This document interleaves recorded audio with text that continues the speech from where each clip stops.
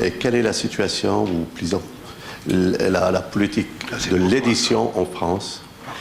C'est une question qui s'adresse surtout, justement, que j'adresse à M. Farouk, parce que je me souviens, dans une de ses interviews, il avait nié l'existence d'une hégémonie, pour ainsi dire, du lobby juif israélien, peu importe, sur le monde de l'édition en France. Voilà. Donc je me pose là, pourquoi? Merci. Oui. Pardon, attendez. J'ai dit, vu la folie décrite dans le milieu français intellectuel vis-à-vis de, au l'heure de la guerre de 67, la folie que vous décrivez, je suis d'autant plus étonnée par la phrase fameuse de Gaulle à cette époque-là à propos de peuple dominateur. Et je voulais savoir si vous pouvez mettre ça un peu en contexte, parce que le contraste... C'est pour toi, ça aussi. Oui. Dramatisme. Très bien. On peut passer aux réponses maintenant, ça y est. Voilà. Je donne la parole d'abord au professeur Laurence, qui va répondre, et puis Ilana Lévy, et enfin Farouk Mardambé. Alors d'abord, je vais avouer à ma très grande honte que je n'ai jamais subi d'attaque, de pression, d'instruments de terreur. Je trouve parfois 2 ou 3 critiques méchantes, mais sans plus, donc je suis extrêmement vexé par rapport à mes voisins de gauche, qui eux au moins ont pu être largement attaqués et condamnés. Quelques points quand même de correctif sur l'attitude des catholiques de France.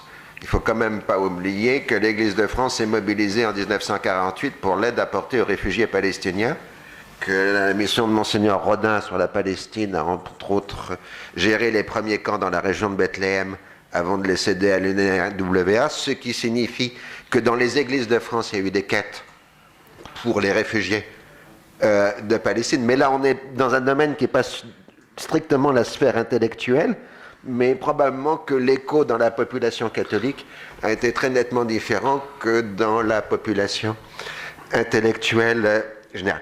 Et Massignon était justement celui qui était le propagandiste de cette mission de l'Église de France d'apporter du secours aux réfugiés de Palestine. Et ça donnait naissance à une mission pontificale sur la Palestine qui existe toujours, à ma connaissance. Je voudrais répondre à des questions qui n'ont pas été posées, ce qui est toujours plus agréable. Il existe sur Internet ce qu'on appelle la loi de Goldwyn, qui est que sur n'importe quel sujet, au bout de 3 minutes de tension et d'exaspération de la part des intervenants dans un débat, on en arrive à Hitler. Ce qu'on appelle la reductio ad Hitlerum, aussi en mauvais latin. Et alors là, sur le sujet israélo-palestine, israélo-arabe, on est constamment dans du Goldwyn, c'est-à-dire dès que vous ouvrez les débats, vous avez au bout de 3 minutes les pro-israéliens qui traitent les Arabes de nazis et les pro-palestiniens qui traitent les Israéliens de nazis. Dès que vous faites des sondages sur l'Internet, vous tombez littéralement sur ça en permanence. On le voit moins dans la presse écrite, mais sur les sites Internet, c'est absolument flagrant. En ce qui concerne la chaire du Collège de France, c'est une chaire d'histoire contemporaine du monde arabe, mais j'ai bien été recruté sur un programme de cours de plusieurs années sur la question de Palestine. Et là aussi, on voit des changements très importants, puisqu'on parle de notion de livre.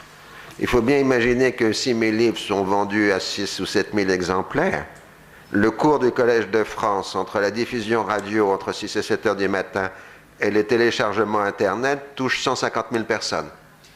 Donc, j'ai un audimat de 150 000 personnes, et à vue de nez, parce qu'on refuse de me donner les chiffres, je dois avoir à 300 à 400 000 heures de téléchargement de mes cours sur le site du Collège de France, sans compter le téléchargement qui existe sur le site parallèle de France Culture.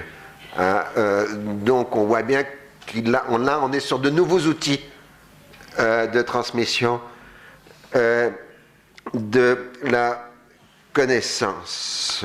En ce qui concerne les migrations, Finalement, pour les autorités publiques françaises, qui, dans la première provocation, c'est l'ordre public. La question de Palestine trouble l'ordre public parce que ça amène des torts ou des tensions entre communautés faisant partie de la société française. En gros, il y a la communauté dite arabo-musulmane et la communauté juive qui sont toujours prêtes à s'engueuler ou à s'injurier à propos de chaque événement qui se passe en Palestine.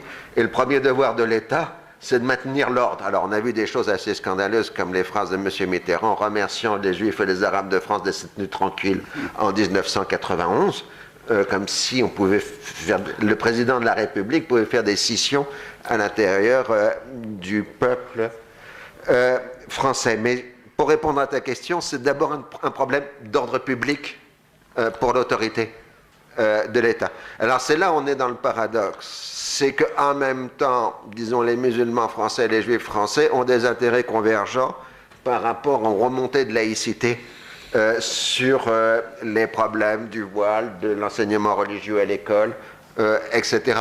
Et c'est finalement la question de Palestine qui empêche la constitution d'un front commun judéo-musulman par rapport aux remontées de laïcité dans la société française contemporaine. En ce qui concerne l'Union pour la Méditerranée, ce n'est pas une politique française, c'est une politique européenne. Et au départ, c'était aussi pour la France de M. Sarkozy de se prendre un rôle leader sur une politique méditerranéenne par rapport à l'Espagne, qui avait le processus de Barcelone. Mais ce que le gouvernement français n'avait absolument pas vu, c'est le rôle de l'Europe du Nord. Et le projet a provoqué une protestation de l'Europe du Nord, parce que l'Europe du Nord est maintenant des centaines de milliers d'immigrants, enfin de gens qui sont d'origine kurde, arabe, palestinienne, etc.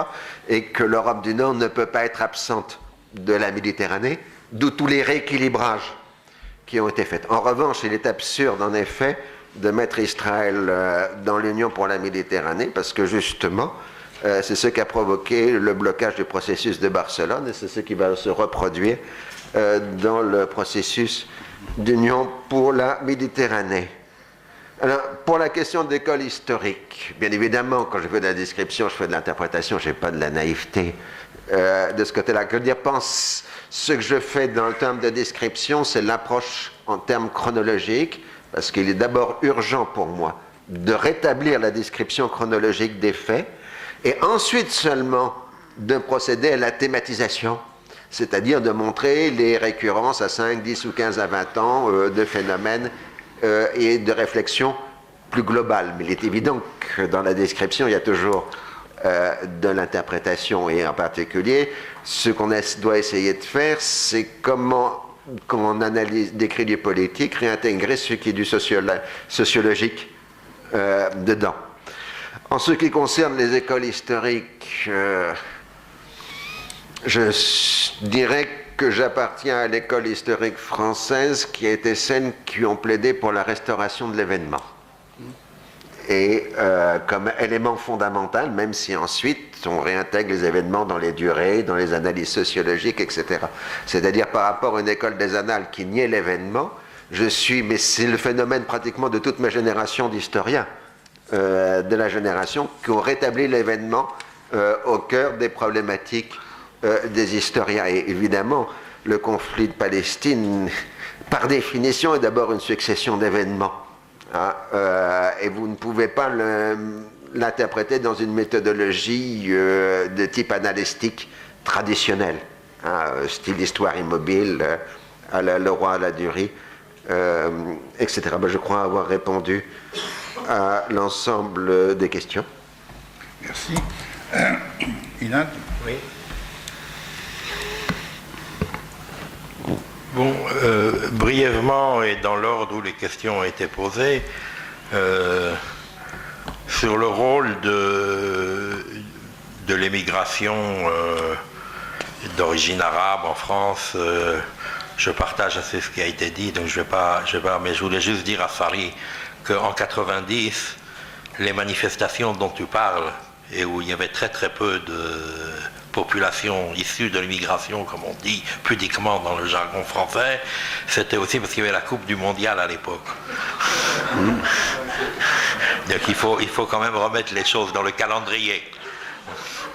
Je me souviens qu'il y avait dans le monde, après le siège de Beyrouth en 82, pendant les massacres, une caricature très cruelle, mais hélas percutante, de Pancho dans le monde, où on voyait trois Arabes apparemment du Golfe avec des hagal et des hatta sur la tête, et il y en avait un qui regardait le journal où il y avait les massacres de Sabra et Shatila, et il disait « c'est quand même terrible ce qui arrive à nos frères palestiniens ». Et les deux autres, scotchés sur l'écran de télévision avec le football, répondaient « chut ». Sur la question posée sur la littérature antisémite, oui, c'est certain que depuis assez longtemps, une partie de l'extrême droite archéo ou néo-nazie en Europe essaie de se raccrocher aux Palestiniens. Moi je me souviens, j'ai travaillé au bureau de l'OLP à Paris pendant le siège de Beyrouth en 82. Tous les jours on était obligé de rejeter des jeunes néo-nazis français qui venaient proposer leur service et leur soutien.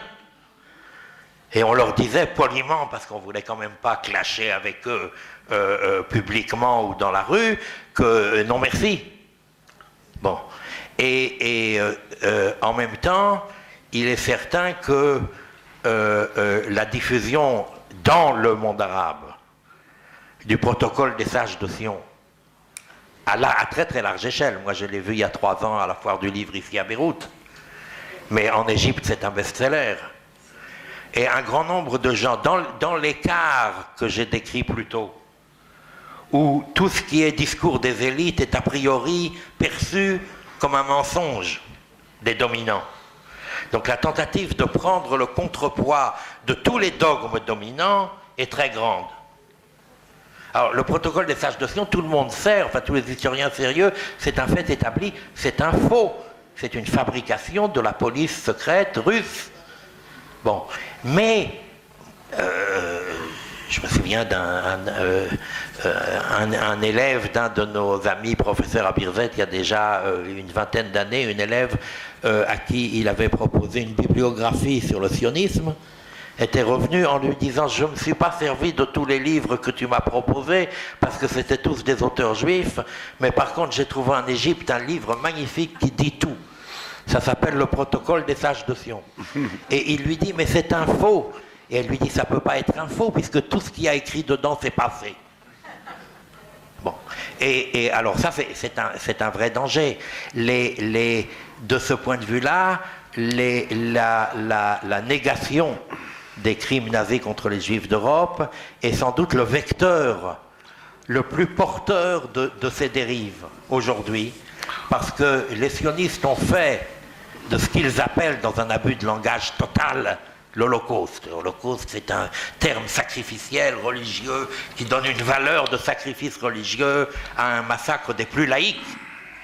Bon, et Holocauste ne traduit pas du tout le mot Shoah. Le mot Shoah en hébreu a exactement et littéralement la même signification que le mot Nakba en arabe.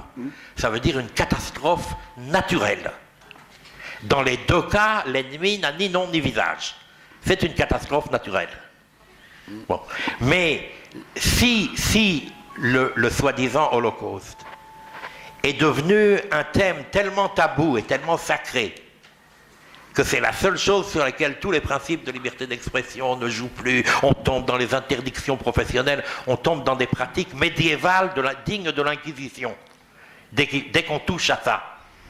Donc la tentation est grande chez les gens qui considèrent que toutes ces élites ne font que mentir, et puisque l'État d'Israël tente perpétuellement de justifier ses crimes en les comparant à ce dont ils ont été victimes, la tentation la plus grande est de prétendre que ça n'a pas eu lieu.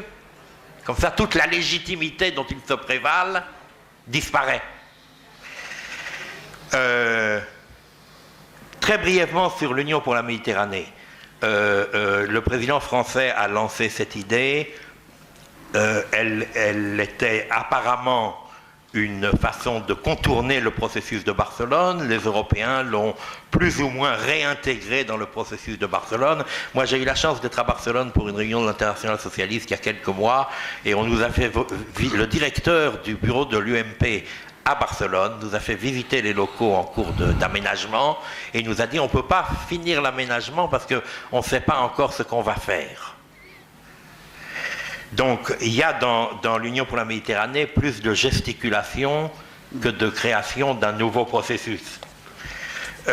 Sur l'islamophobie, alors il y a peut-être un malentendu sémantique là. L'islamophobie, c'est la haine de l'islam.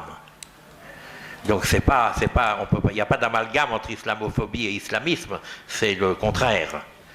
Bon. Mais ce qui est intéressant dans ce couple, dans la relation entre ces deux concepts, c'est que les islamistes ne se reconnaissent pas comme des islamistes, ils se prétendent des musulmans. Le concept même d'islamisme est quand même un concept orientaliste, entre guillemets. C'est un concept forgé par les Occidentaux pour tenter de séparer certains courants politiques se réclamant de l'islam de ce qui serait le reste du corps islamique. Alors, toutes les appellations sont mystificatrices. Quand on parle d'islam politique, ça laisserait supposer qu'il y a un islam pas politique, ce qui est une absurdité. Bon. Et donc, les islamophobes, par contre, ne se reconnaissent pas non plus comme islamophobes. Ils disent non, nous, notre haine de l'islam provient de notre vision froide et objective de cette civilisation et religion néfaste. Ils ne font que prendre acte du caractère négatif de l'objet de leur vocifération. Donc on est en présence de deux catégories qui s'auto-nient. Mais c'est vrai que... et moi je ne les mettrai pas sur le même plan. Parce que je pense qu'il y a entre les divers mouvements politiques qui se réclament de l'islam une telle diversité et un tel enracinement dans des situations particulières, locales, régionales, confessionnelles, oui, qu'il faut manier ces concepts avec prudence. Le fait que le roman sur le juif marocain qui veut rentrer au Maroc ne puisse pas être publié est tout à fait significatif, et moi j'aimerais beaucoup lire ce livre. Enfin, sur l'expression de De Gaulle sur le peuple d'élite, arrogant, dominateur, sûr de lui, etc., ça c'est l'exception gaullienne.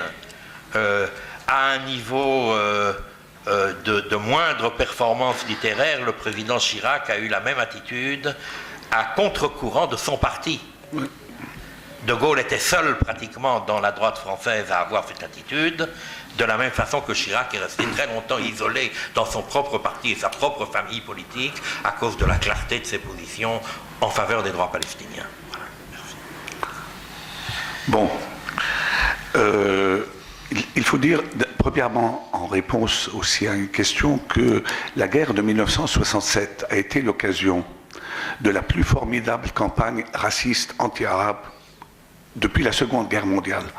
C'est une chose dont on ne se rappelle pas vraiment aujourd'hui de tout ce qui s'est passé. Ceux qui ont fait des analyses de la presse française en mai-juin 67, ont trouvé exactement l'usage des mêmes mots contre les Arabes, les mots utilisés par les publications antisémites avant la guerre contre les Juifs. C'est-à-dire, on parlait de la voracité, de la couardise, de la saleté, du mensonge, de la perfidie, etc. Tous les modes. Et même dans les caricatures, on représentait les Arabes exactement comme on représentait les Juifs avant la Deuxième Guerre mondiale, avec le nez crochu, etc. Et ça, c'est une réalité. Et aujourd'hui, on fait silence en France sur cet aspect des choses. Il y a eu plusieurs rencontres autour de la réception de la guerre de 67 en France, et personne n'a soulevé cette histoire. Maintenant, il y avait, après 67, deux attitudes. Une attitude des intellectuels de gauche, oui, Nekla, c'est toi qui as posé cette question, l'attitude que Sartre a définie comme étant dictée par je cite, la détermination affective. C'était dans son éditorial de ce fameux numéro des temps modernes. Il dit, étant donné ma génération qui a vécu la Shoah, qui a vécu cette histoire-là, a une détermination affective, ce qui se traduit par la chose suivante. Nous sommes philosémites parce que nous pensons que le philosémitisme est l'antidote de l'antisémitisme, ce qui est faux. Bon, mais c'est-à-dire, il y avait un antisémitisme, on détestait les juifs, non, maintenant nous devons les aimer. Ce n'est pas l'attitude objective qu'on a ni à détester ni à aimer un ensemble humain quel qu'il soit. Bon, comme disait Hannah Arendt, j'aime mes amis, je n'ai pas aimé un peuple. Bon. Et ça, c'est une chose qui a déterminé toute la démarche de ces intellectuels de gauche et qui continue à déterminer la démarche de beaucoup d'entre eux jusqu'à aujourd'hui. C'est la même aussi qui a empêché un certain nombre d'intellectuels de premier plan d'exprimer publiquement ce qu'ils disaient en privé. En secret. L'exemple le plus extraordinaire est celui du très grand anthropologue que nous venons de perdre, Claude Lévi-Strauss, qui dit dans une lettre à Raymond Aron, je ne peux pas sentir la destruction des peaux rouges comme une blessure dans mon flanc et accepter la destruction du peuple palestinien, mais il l'a dit dans une lettre privée à Raymond Aron. Il n'a jamais dit un mot en public sur la question.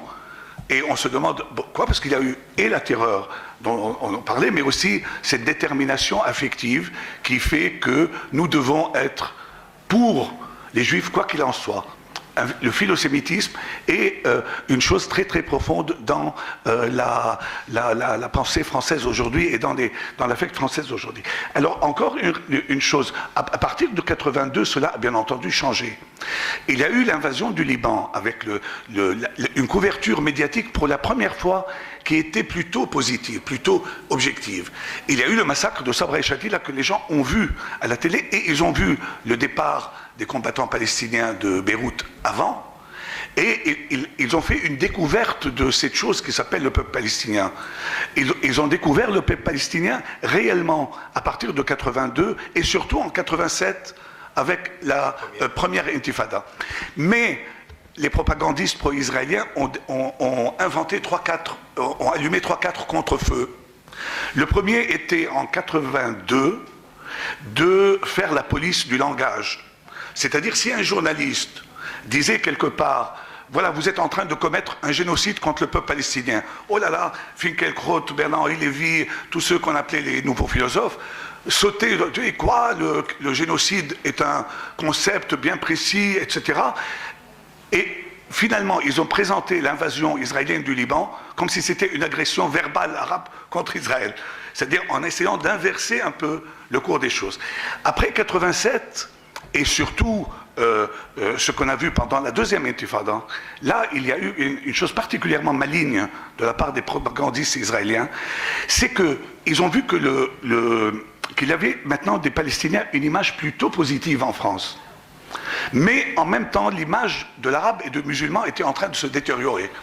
Et les Palestiniens sont des arabes, et en majorité musulmans. Donc ils ont utilisé un peu cette chose-là pour, si vous voulez, combattre cette image positive par une campagne montrant les dangers que font courir les Arabes, les immigrés, ou les enfants d'immigrés, qui sont naturellement pro-palestiniens, parfois maladroitement, mais ils sont pro-palestiniens, qui font courir à la laïcité française.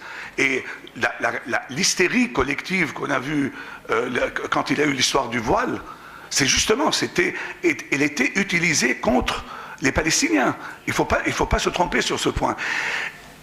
L'un des indices, le plus grand historien sioniste français du sionisme, qui s'appelle Georges Bensoussan, qui a écrit la grosse histoire du sionisme d'un point de vue sioniste, et le même qui a écrit sous un pseudonyme le livre intitulé « Les territoires perdus de la République », dans lequel il dénonce les jeunes arabes dans les écoles et le voile, etc.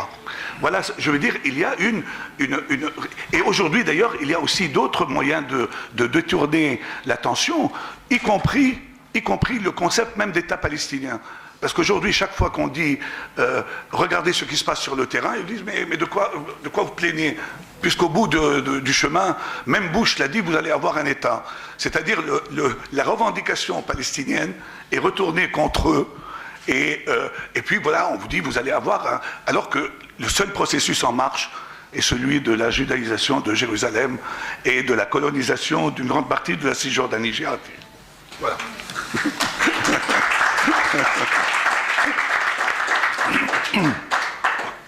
J'ai une double autocritique à faire.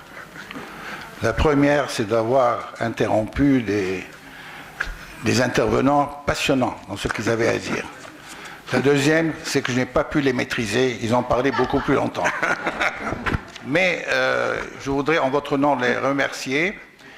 Et je veux vous dire aussi, pour terminer, vous avez, je crois, 10 minutes au maximum pour prendre un café. Et vous revenez, vous allez entendre ensuite le problème palestinien dans le monde anglo-saxon. Et ça va être encore très passionnant. Très bien.